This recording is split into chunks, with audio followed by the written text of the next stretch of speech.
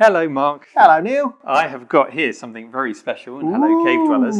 An NEC PC-FX released in 1994, and it's quite special because it was never released here in the UK.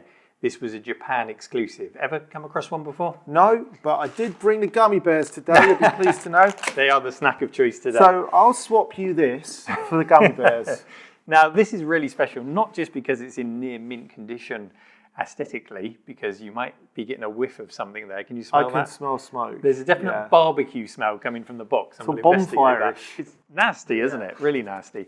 But this has come from the loft of one Mike Dailly. Mike Dailly of DMA design fame, creator of Lemmings, creator of Grand Theft Auto. Big name in the games industry. And he chose to send this to us. And we are going to have a chat with him today to find out why it smells of barbecue and why it came into his possession. Did he make anything for it? Did he have any intention to design anything for it? And what were his impressions of the machine?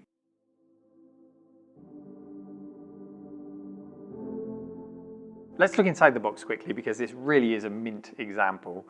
And you'll see as we unpack it here, we've got all the original polys, all the bags, the manuals, everything. And as we pull the console out there, what do you make of the look? Because it's quite unique for the era. It's kind of like a PC, but at that time we would have been up against what? The PlayStation? It's that sort of era? Sega Saturn, Jaguar, that sort of era. All designs seem to be going in the opposite direction to this, so I'm not sure how this would have fared against the competition. Yeah, quite unique in its look, but I kind of like it. I'm not sure I would have at the time, but now I do like it. Quite plasticky. This doesn't feel like a quality product. Looks like a dev kit to me. It does a bit, It looks like a dev kit for another console. Yeah. There's just the one joypad included, so no multiplayer gaming for us today. 6 buttons, looks like a good size. I've got no concerns about using that. They've evolved a little bit by the mid-90s. And of course it's CD based, just like the PlayStation and the Saturn of the era. We're moving into the CD-ROM drive era. But this does have a reputation for FMV and movie-based games, doesn't it? Oh dear Lord. Yeah. So we're going to hopefully try some of those out if we get it working today. But that's the big question. Can we get it working? And also, why did Mike Dailly have this? So do you want to take a look at that smell? I'm guessing that the smell is the reason that we've got it. Yeah. Okay. So if you want to make a start on that, I'm going to go and give Mike a call and we'll get a little bit of background on why we've got this. And we'll go from there, shall we? Sounds good. Let's do it. Before we continue, let's have a very quick primer on exactly what the PC-FX was. The PC-FX is the CD-ROM based 32-bit console by NEC and Hudson Soft, which was the follow-up to the PC Engine. The PC Engine, a fondly remembered system with some great games, which was also the first to receive a CD-ROM add-on. It was followed up in 1989 by the PC Engine Super Graphics, which was more like a few tweaks than a full-blown follow-up to the PC Engine, and it flopped commercially. A second attempt was needed at following up the PC Engine's success, and that came in the form of the Tetsugen console, a Japanese word meaning Iron Man, with a release date slated for 1992. However, delays and perhaps a reluctance to release a successor to the PC Engine while it was still commercially successful saw that pushed back significantly. With no sign of the console arriving in 1993, initially impressive tech demos started to look dated compared to the new kids on the block, the Atari Jaguar and the 3DO, and the incoming Sega Saturn and Sony PlayStation. With time against them, NEC would be unable to create a competing platform from scratch, and so revised the Tetsugen into a PC-style tower case design, with slots to allow for future upgrades. Upgrades that would be needed if it was to compete with consoles with dedicated 3D processing hardware, as the PC-FX had none. It would finally be launched in December of 1994, complete with a dual-speed CD-ROM, a 32-bit RISC CPU running at just over 20 MHz, and an ability to display over 16 million colours. A 2D gaming powerhouse in an era when the 3D arms race was just taking off. You can spot the problem.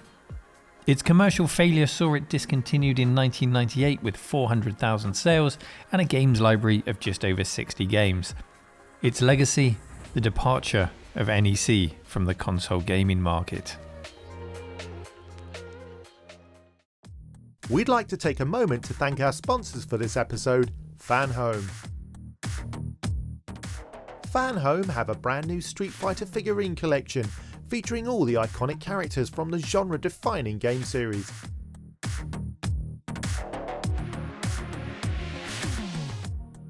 Each figurine is accompanied by a full-colour brochure detailing the facts and figures of that character, alongside stunning artwork that's sure to please die-hard fans. The figures themselves come modelled in their most iconic poses, and by using the link below you can get a bonus gift, a diorama of the fight between Ryu and Ken. This was an early bird exclusive, but it's now only available with our special code, RETRO. This series really packs a punch. Whilst Neil sets up a call about the console's history, I grabbed a screwdriver and got to it. It really is a symphony in 90s plastic engineering, with just 4 screws holding on the faux PC case sides.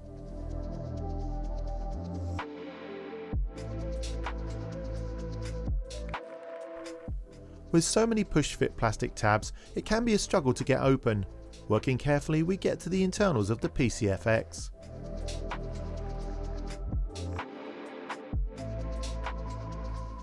The smell of charred components is quite overpowering, even after all these years.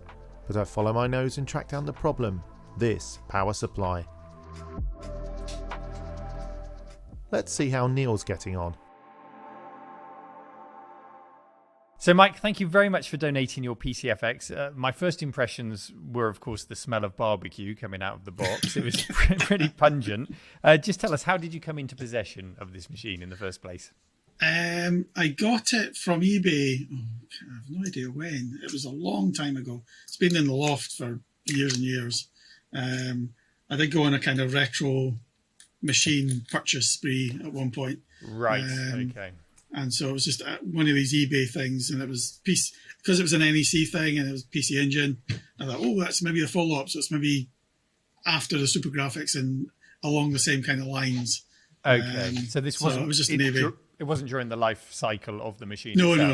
So you're a retro fan in general, are you? You like to go back? Excellent. Yeah. That's what we like to hear. So, I mean, it looks pretty brand new. Did you ever actually use it? I mean, I switched it on and had a nosy, but I didn't sit down and play anything. The games that I got with it were pretty poor, so I didn't really bother messing about with it. And there wasn't that many games out for it, so when I kind of went looking. So, yeah, I didn't really... The reason it stayed in the loft for 5 or 10 years or however long I had it. Yeah. So we know that you're pretty familiar with its predecessor, the PC Engine, which you mentioned there. You put a huge amount of time into, I think it was a port of Shadow of the Beast that you did a lot of work on the PC Engine, using the CD drive, the CD-ROM. Just considering the PC-FX, is it what you expected of a PC Engine follow-up, or would you have liked to have seen something different?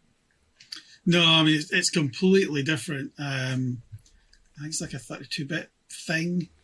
Yeah, it says 32-bit RISC CPU. 21 megahertz. Yeah, so no, I thought it would have been more along the lines of a follow-up to the Super Graphics. So more of the same kind of the old school kind of hardware sprites, playfields. I don't know what kind of CPU, maybe 68000 or something. But it's just such a departure. There's nothing like I was thinking it was going to be. So I kind of almost immediately lost interest. Oh, okay. It was that quick. Yeah. Just using some of your own work for an example, let's just take, say, GTA. Would it have been capable of running, do you think, the original GTA? I mean, at that speed, possibly. I don't know much about the hardware because I never actually got into fiddling about or programming it. But 20-odd megahertz, possibly something. Yeah.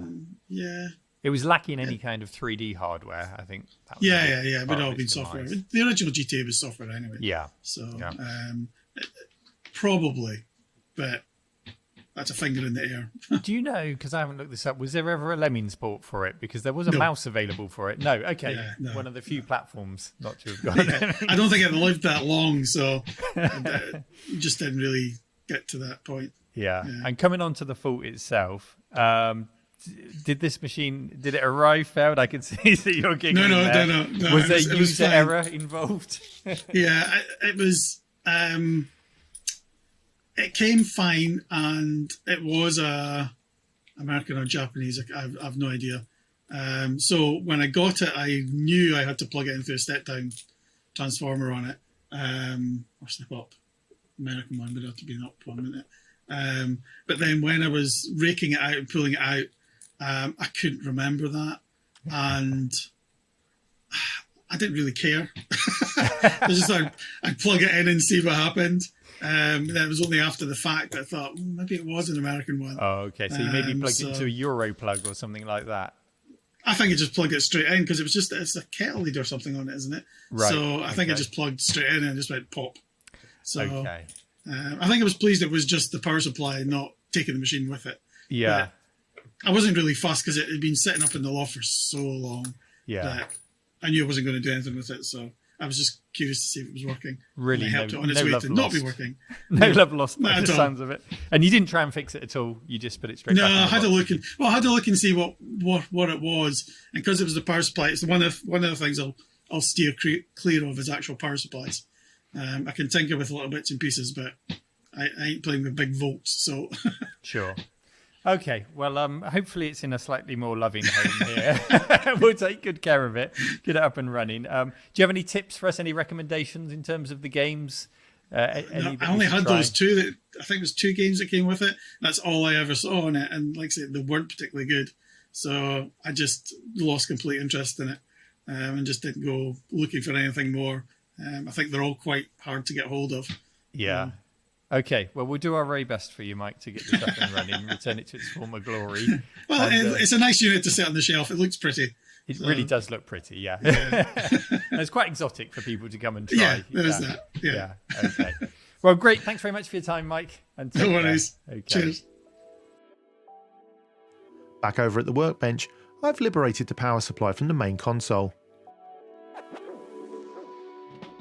It smells a bit bad, but that's actually a good clue as to what's happened to this console. This is a Japanese power plug, and we're in the UK. Am I on the right track, Neil? Yes, that's right, Mark. It needs a step-down transformer, and as Mike just told us, he plugged it straight into the UK mains power. That will explain the smoky musk that we've got. The high voltage side of the power supply has a varistor as a protective measure. Yes, the fuse is gone, but the big clue here is the varistor itself. When excessive voltage like a spike runs across the varistor, it clamps the voltage to protect the rest of the circuit. With constant excessive voltage, it fails and it will force the fuse to blow, saving the later parts in the circuit. This metal oxide varistor has failed, venting all the way under this coil and up to the bridge rectifier. We'll check the capacitor just to make sure, but it should have been protected. All the rest of the components in the primary side of the PSU will likely be fine as well. We're going to go like for like and fit the equivalent new part.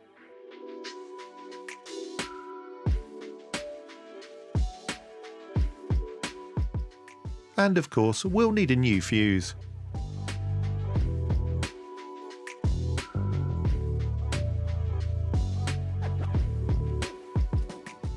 Let's get that failed varistor out of the board.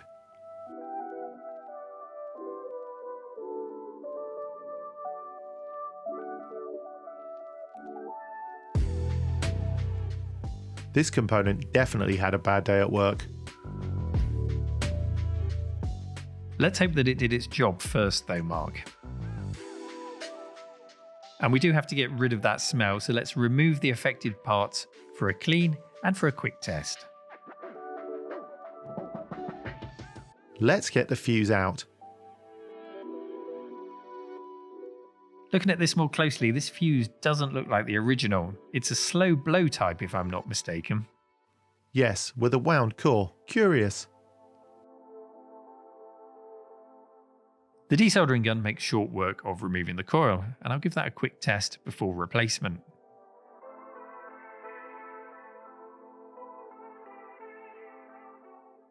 Just look at the mess.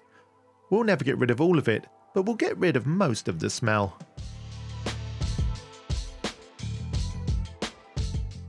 We should clean up this capacitor as well. I think this is as close to a cleaning montage as we'll need to get today because this is such a minty fresh console, Mark. The board is actually stained. I'll get the fiberglass pencil onto it later. I'm prising up the capacitor to read the values before testing. 200 volts and 270 microfarads. A quick in-circuit test with the ESR meter will be fine here. We're just looking for the right value, give or take 10%. And that is well within specification. Okay, let's get on and clean up the rest of that mess. I was hoping to avoid removing the bridge rectifier, but it's mucky underneath.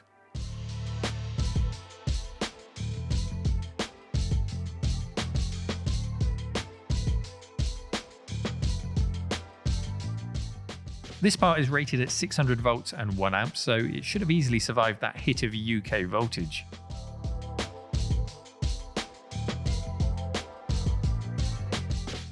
The coil took the brunt of the varistor gassing out, so we'll give it a quick clean to try and get rid of some of that soot, and by extension reduce the char-grilled aroma.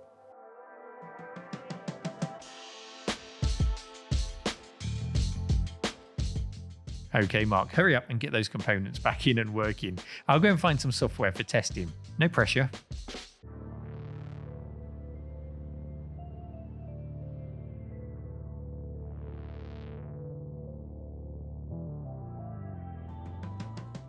After the clean, the PSU should smell a lot better, and this new varistor should bring it back to life.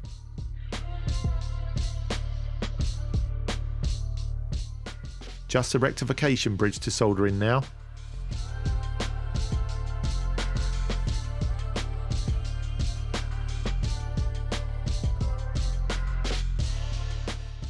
And after popping in the fuse, I'll test if this is working and supplying the proper 5 and 9 volts DC, then put it back into the PC-FX.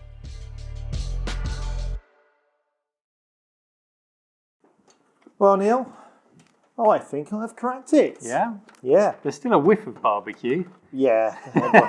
There's only so much I can do, I'm afraid. Well, while you've been doing that, Yeah. aside from speaking to Mike, I found this. This is the FX-BMP, or backup memory pack. So, Oh, right, like a memory card. yeah, apparently there's 32K of storage inside just to back up your saved games. And then for additional storage, you'd put this in. There's 128K, I think, is in here. Cool. But there's something quite funny. There's a couple of AAA batteries in there. And I wanted to check there'd been no leakage, naturally. And there Okay. are these extremely cute Japanese batteries. Take a look at these. Oh, what's that, an otter? I think that might be a beaver. Oh, I don't know, I've never seen one of those in real life. And they are just starting to leak, but no damage done on the inside. We've got away with it there. So we'll put a couple of new batteries in there, and we'll make sure we can save our games. Speaking of games, Yeah. I've got one original here. This is called Battle Heat. It looks suspiciously like a very FMV heavy game. That looks like the back of a VHS manga. It really does. It really does. But thankfully, there's no copy protection on the PC-FX. So I've managed to download and burn a few games, and one of which is Return to Zork. Oh, that's going to be good. Favourite of mine. Heavy on the FMV, but perhaps it will play to the machine's strengths. Apparently, this can churn out 30 JPEGs per It's really second. touted as being like, and it doesn't even have an FMV add-on, so yeah, looking forward to that. So I'm excited. Could this be the best version of Return to Zork ever? Let's find out. Let's go and set it up. We need to dig out a 60 hertz television to play this on. Oh, I'm sure we can find one, and we'll see how it plays. cool. Let's slot this in and let's go.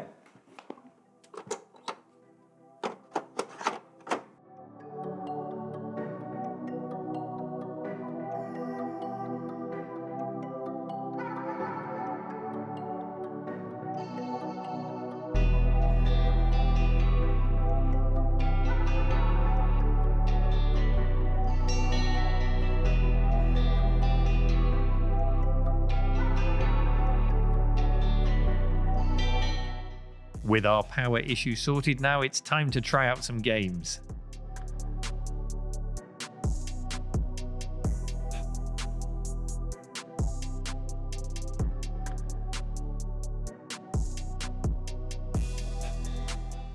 The joypad port is a bespoke affair, so third-party controllers are probably non-existent. First impressions are that these games certainly look very pretty. But before long, I became bewildered at the lack of any actual gameplay. So is that the game then? Is it just those cutscenes? I think so. It's like a DVD where you just have a scene selection of various ways you can have your butt handed to you. Like Dragon's Lair about the dragons. But worse was to come. My hotly anticipated game of Return to Zork turned out to be a blocky, muddy mess. It's a game I spent hours playing back in the day, and I'm well aware that there's a hardware-accelerated FMV version for PCs with high-quality footage, and this machine can handle it, but it almost looks like they put a camcorder up to a PC screen and just re-recorded the footage, such as the blurry mess that we're faced with. I found a shoot 'em up to tax my sloth-like reflexes. It was quite enjoyable, but I can't imagine that it was a massive incentive to fork out for a PC-FX back then. Naturally, I'm much better at games than Mark, although that's not saying a great deal, but I do agree with his amateur assessment. It's bog standard. It's not a bad game, it just doesn't really highlight any of the strengths of this system. Beware the Japanese cutscenes. They're very Japanese sometimes, and completely unrelated to the game, which turned out to be a nice little platformer, with a familiar feel.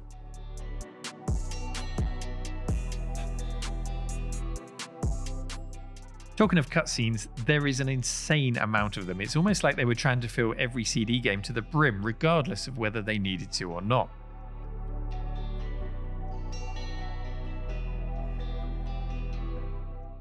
Is there even a game here?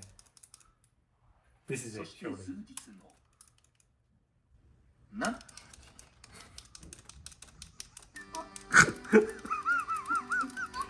But there was a game there, which looked nice, if unoriginal. Of course, it's our problem that we don't read the Japanese language, though. We also found a side-scrolling beat-em-up which had so much between-level dialogue that it was an absolute chore to play. Shame. Well, on the positive side, it's up and running. It is. And Piece of history restored. Yeah, a great fix there, so well done on getting that up and running. But on the negative side, Return to Zork. I was expecting so much more. I'm so annoyed with that. I don't think it could have given us anything less. Awful. You couldn't even read the text on You couldn't there, even could read you? the text, and it was like they'd taken the lowest res Macintosh version, QuickTime files, and recompressed them over and over and over. Going to upset a lot of Mac fans there, but I know full well that there were FMV versions of the game made for FMV add-on cards for PCs, which were much higher quality, and this is perfectly capable of playing them. Anyway, let's move on from Return to Zork. Lots of FMV-based games, lots of games we didn't understand because they were only in Japanese. Lots of games that ended up being games which were just FMV. My thumb is so sore from I swear, you pressed that button 300 to 400 times to get to what we thought was the game, and when we got to the game, what was it? just more and more and more cutscenes. It was shocking. But we did find a couple of really playable games. One was a shooter, one was a kind of Rainbow Island-style platformer. Yeah. Played really well, had lovely CD streaming sound, but I've got to say, there's nothing that would have stopped those games, aside from the music, from playing on a PC Engine. And there's nothing that would have stopped those games, even with the music playing on a PC Engine CD-ROM. Yeah, exactly. So it didn't really excel. No, great at playing movies, but 1994, those types of games were outdated. The platform games, the top-down shooters, it was all about the 3D games. And this is just lacking that 3D chip. Transplants, the PlayStation's 3D chip in here, and you've got a pretty good console, I think. Yeah, it was the wrong thing at the wrong time. Just fell short. Yeah. However, I'm really glad that we've got it working. It's really quite exotic, and I hope some of you will get a chance to come here and play it. We'll make sure it's set up with a 60 Hz CRT, not a flat panel, so you can get even blurrier text in Return to Zork. And I've got to say a real special thank you to Mike Dailly for sending it in and for giving us the chance to play with this and to hear his thoughts on the console.